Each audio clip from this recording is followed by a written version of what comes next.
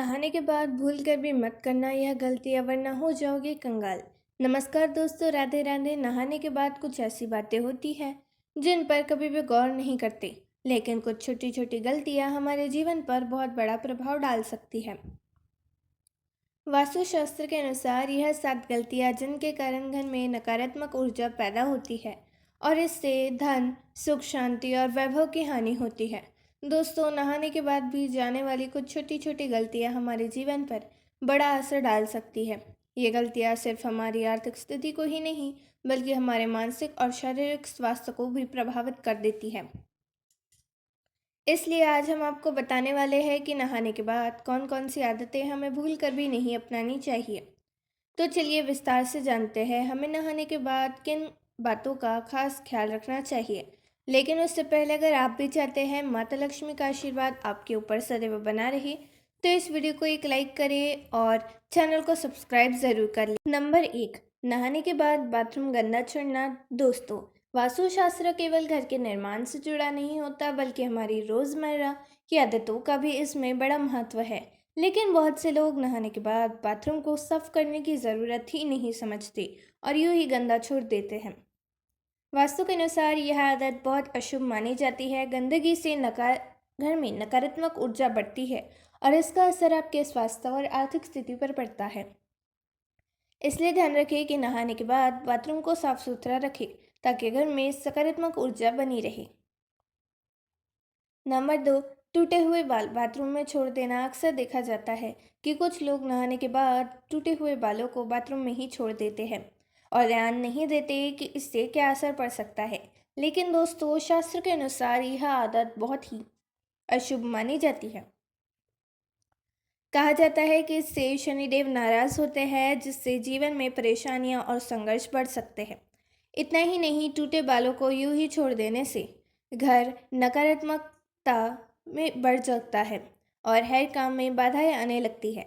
अगर आप भी यह गलती करते हैं तो अब से सावधान हो जाए। नहाने के बाद टूटे बालों को तुरंत साफ करें और पानी के साथ बहा दें ताकि घर में शांति और खुशहाली बनी रहे।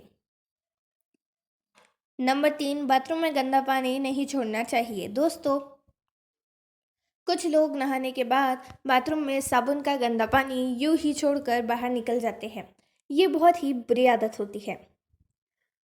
आपकी यह आदत आपको कंगाल बना सकती है। जी हाँ दोस्तों, वास्तुशास्त्र के अनुसार बाथरूम में गंदा पानी छोड़ना बहुत ही अशुभ माना जाता है, क्योंकि हमारी प्रख्यात ज्योतिषियों का कहना है कि इस आदत की वजह से राहु और केतु आपसे क्रोधित हो सकते हैं और जब राहु और केतु नाराज हो जाए तो उनका दुष्प्रभाव आपके जीवन में बड़ा परेशानियां ला सकता है। इतना ही नहीं दोस्तों, ऐसी गलतियां करने वाले व्यक्तियों को शनिदेव के गुस्से का प्रभाव भी झेलना पड़ सकता है। यही नहीं, बाथरूम में गंदा पानी छोड़ने से वरुण देवता भी नाराज हो जाते हैं। इसलिए दोस्तों, कभी भी नहाने के बाद बाथरूम में साबुन का गंदा पानी मत छोड़ें। याद रखें, साफ सफाई न केवल वास्तु के लिए बल्कि आपके जीवन की खुशहाली के लिए भी ज़रूरी है। नंबर 4, बाथरूम को कभी भी खुला नहीं छोड़ना चाहिए। दोस्तों, वास्तुशास्त्र के अनुसार बाथरूम को खुला छोड़ना कई समस्या को न्योता देता है। बाथरूम खुला छोड़ने से घर में बीमारियां फैलने का डर रहता है। वास्तुशास्त्र में यह कहा गया है कि बाथरूम को खुला छोड़ने से नकारात्मक ऊर्जा घर में प्रवेश करती है और इसका सीधा असर घर की सकारात्मक ऊर्जा पर पड़ता है।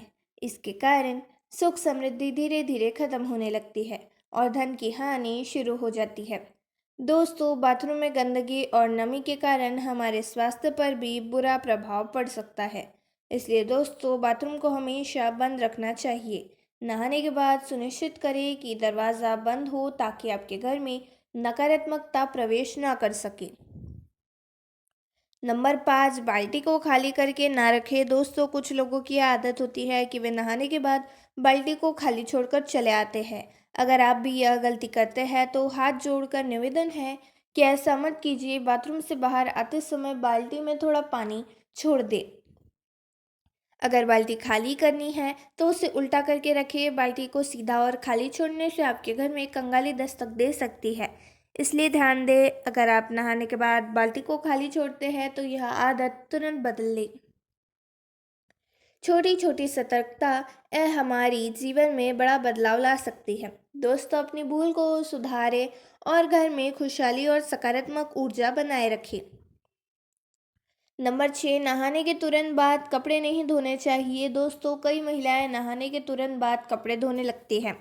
वास्तुशास्त्र के अनुसार ऐसा करना बहुत अशुभ माना जाता है, खासकर सुबह सुबह ऐसा करना तो बड़ा अपशगुन माना गया है।